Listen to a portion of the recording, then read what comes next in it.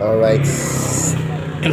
So guys, kung nakikita nyo is napakakapal pa ng ng clutch lining. Ayan. So bakit namin pinalitan? Makapal pa yung clutch lining. Yan, makapal pa yan. So yung naman, yung pressure plate, yan, maganda rin yung kain niya. Tapos dito okay pa naman, yan. Tapos ito, release bearing, medyo lang to, may kunting ingay. Pero bakit namin pinalitan? Ito kasi yung mission yan. Mga isang taon may na rin pinalitan to nung mayari. So ngayon umiingay. Nagkakaroon siya ng rattle noise. Magandang yung tunog. So ang complaint, pag inapakan ng clutch din, nawawala. Yung clutch pedal, inapakan, nawawala. So basic, ang talaga niyan, common problem ito, release bearing ito. Pero sabi ko sa kanya, kasi yan, may time din na ang clutch lining ang nagkakaproblema. So sabi niya, sige, baba natin. So binaba, nakita itong ang yung release bearing, kung pakikinggan nyo, medyo timing ko siya, pero is open na kasi to. Pag mga ganitong sitwasyon, kailangan palitan rin ng bago. So ito guys, ang nakita namin is ito yung hinala ko, yung spring ng yung damper spring ng clutch lining. Yan, kung nakikita nyo, yan, kung kita nyo ito medyo maigpit pa to yan. Pero itong isa, yan yan, kung nakikita nyo, yun, ito, yan, may kain yan, parang putol, yan guys, yan, kung nakikita nyo, yan ang problema, yan, kaya nagkakaroon ng rattle noise.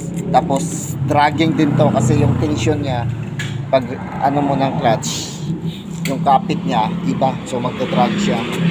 So ito yung complaint ng mayari. Kahit na makapal to, kaya ang problema is itong spring.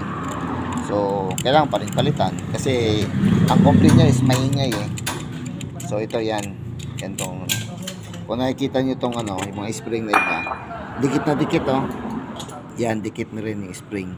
Pero ito, yan ang layo, yan. So sabi ko sa kanya, yan ang ko talaga nung una, bago binaba ang transmission. Sabi ko, yan mo yung clutch lining, kasi yan ang problema talaga dyan. So yan yan, itong isa lang, ayan okay yan.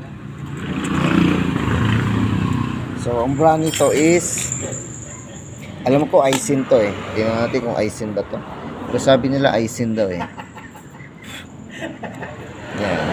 yan yung Aisin brand. So ito nga guys, yung pinalitan. So kahit ngayon yung bago pa rin, Aisin brand pa rin ang pinalit namin. Yan, Aisin brand pa rin yun. Pero ito, namin to, syempre try ko i-observe kasi bakit nagkakaganito din yung yung dating rin niya, ito rin ang problema, biyak din to, biyak. So ngayon pinalitan, ganito rin yung resulta din. So lang, siguro sa brand or sa klase na ng metal na ginagamit, kaya magaling nasira yung clutch lining. Ito lang, yan lang na dyan yung pinaka talaga. Wala, hindi naman tayo sinasabing sa pagkabit nila yan, kasi nasalpak nga. So yan, palit. So lahat itong pyesa nito ay umabot ng mga 5,000 din. 5,000 din inabot nito. Yan, itong pyesa nito, yung tatlo. Yan.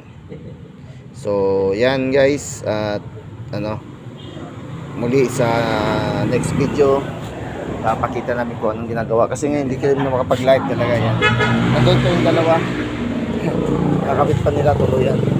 Yan guys, yan. Yan, yun guys sila. Okay guys. Merong uka to. Update na lang Siyempre, kami may uka. dito sa Sabutan Auto Repair Shop. Thank you.